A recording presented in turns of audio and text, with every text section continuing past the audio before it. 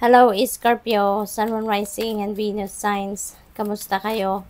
Sana po'y nasa mabuti kayong kalagayan. Welcome back po sa Star Tarot. Kung bago kayo rito, welcome din kayo. Thank you sa inyong support. I truly appreciate it. God bless you all. While you have a pulse, make every bit of your heart count. Ayan, so parang i-maximize ninyo, Scorpio, panawagan sa inyo ng spirit sa ngayon. Maximize the time that you have. Kumbaga, maximize ninyo yung oras, gamitin ninyo yung oras na meron kayo, no? Kumbaga, kumbaga sa tubig, no, to the last drop. Kumbaga, habang may buhay, meron tayong magagawa. Habang may buhay, meron tayong magagawang maganda sa sarili natin, sa paligid natin, sa mga tao, yung gano'n, ano? You ask your inner self the answer to your question. Ayan, so siguro meron kayong mga tanong sa sarili ninyo, meron kayong mga tanong sa Panginoon, meron kayong maraming question mark siguro, no, sa isip ninyo. And your soul knows, no? Kung ano ang sagot dyan. Kaya iniimbitahan kayo dito na tanungin ninyo ang sarili ninyo. Because alam ng sarili ninyo, alam ng soul ninyo kung anong sagot dyan. You need to put the music back into your life. Kasi maaaring music lover siguro kayo, musically inclined kayo, maaaring dati-rate, you know, yung oras ninyo nandun sa musika, maaaring musika ang interest ninyo, pero for quite some time siguro nagkaroon kayo ng disconnect, no? Sa music. Kaya iniimbitahan kayo na muli ibalik ninyo yung musika sa buhay ninyo para siguro yun ang magpupukaw muli ng inyong passion, magpupukaw muli ng inyong kasiyahan, 'di ba? Yung inyong diwa. Kasi maaring nagkaroon kayo ng sitwasyon na, alam mo yun, yung parang marami siguro kayong dissatisfaction, frustration sa buhay, yung gano'n in the past. At nagkaroon ng imbalance, no, sa buhay ninyo. Kaya ngayon, makakatulong yung musika, no, kasi ito yung interest ninyo, ito maaari yung nag-inspire sa inyo in the past, kaya ibalik ninyo yan sa ngayon. Para makabalik din kayo kahit papano sa ano ninyo, sa balanse. What seems impossible is possible. Magtiwala kayo, no? Walang imposible sa mundo. Scorpio, everything is possible, anything is possible. Kaya, kung anong pinaniniwalaan natin, 'di ba, yun ang nangyayari.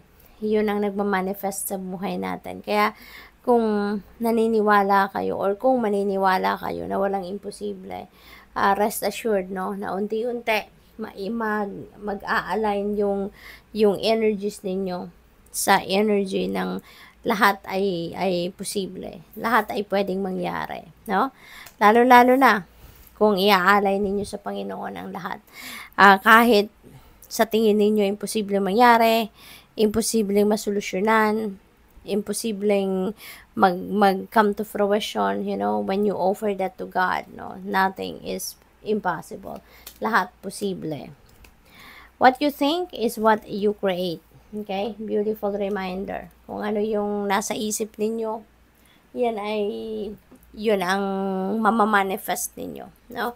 Kung ano yung laman ng isip ninyo, yun ang nagiging natin, damdamin natin, yan ang nagiging laman ng puso natin, and eventually yun ang mangyayari or yun ang magmamanifest, no, sa ating 3D reality. Tignan natin kung ano pa ang ganap for Scorpio. Ano pang mga mensahe para sa inyo sa ngayon? We have the Magician energy. Yan, napakaganda. Kasi this is about manifestation, no? This is about you taking action doon sa mga ini-envision ninyo for yourself. This is you taking action doon sa kung ano man ang mga gusto ninyong mangyari or ano man ang mga gusto ninyong maganap, no, sa buhay ninyo, Scorpio.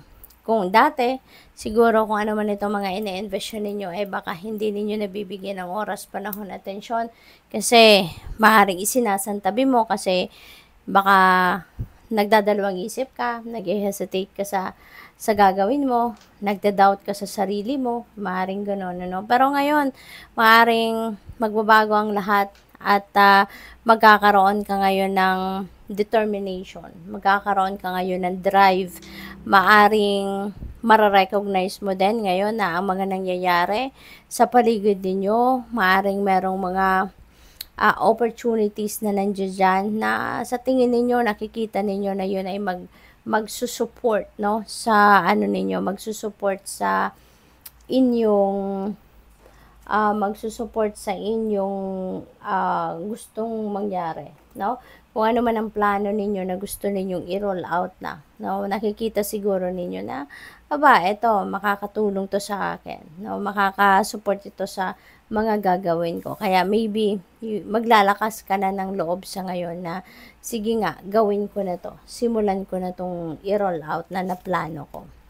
Empress, napakaganda. This is Angel of Abundance dito din present sa reading ninyo. At nagpapahatid, nagdadala ng mensahe sa inyo na abundance is coming your way. Prosperity is coming your way. Maaring kung ano man itong sisimulan ninyong gawin dito, no, sa ngayon, baka ito yung magdadala sa inyo ng prosperity and abundance. So, maaring mayroon kayong mga gagawin dito, bagong endeavor, siguro related yan sa inyong trabaho, career, negosyo, investment, mga ganon, ano, related sa kaperahan ito. Si Empress, ano ito a very abundant and prosperous energy. Kaya most likely, meron kayong, or magsisimula kayo sa ngayon na magkaroon na ng pangkaperahang aspeto na maganda ang takbo, no? Yung ganon. So, you're going to be abundant, you're going to be prosperous. What else? We have Hermit, and this is Angel of Reflection dito na gumagabay sa'yo, Scorpio. Kaya kung ano man ang mga tanong ninyo, most likely talaga masasagot ninyo yan. Mahahanapan nyo yan ang sagot sa ngayon. Kasi sa Hermit, no? With the Angel of Reflection, nandito siya para gabayan ka, para tulungan ka na magkaroon ng clarity ang mga hinahanapan mo ng linaw sa sarili ninyo. Maaari din na kailangan mo talaga sa ngayon na mag-reflection, kailangan mo na magnilay-nilay, kailangan mo na muni-muni para marinig mo ang guidance sa iyo ng universe, para marinig mo kung ano man ang sasabihin ng soul mo sa iyo, no? What else? We have Angel of the Past Judgment energy.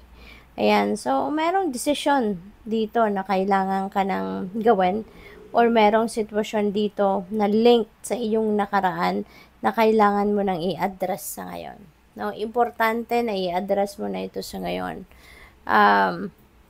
Kaya nga nandito sa Angel of the Past para tulungan ka dito na magkaroon na kayo ng discord, no? Doon sa inyong nakaraan. Kasi tapos na yon, it's time to move on. Tapos na yon, leave that behind you so that you can start something fresh, something new sa buhay ninyo. Okay? What else? We have 9 of Cups. Napakaganda, Scorpio. Blessings are coming your way. Multiple blessings are coming your way. Napakadami na maaring dumating or maaring dadating sa inyong biyaya. You're going to be very happy. No? This is a time for happiness. This is a time for a time of blessings. A time for wish fulfillment. Kaya sobrang maging masaya kayo.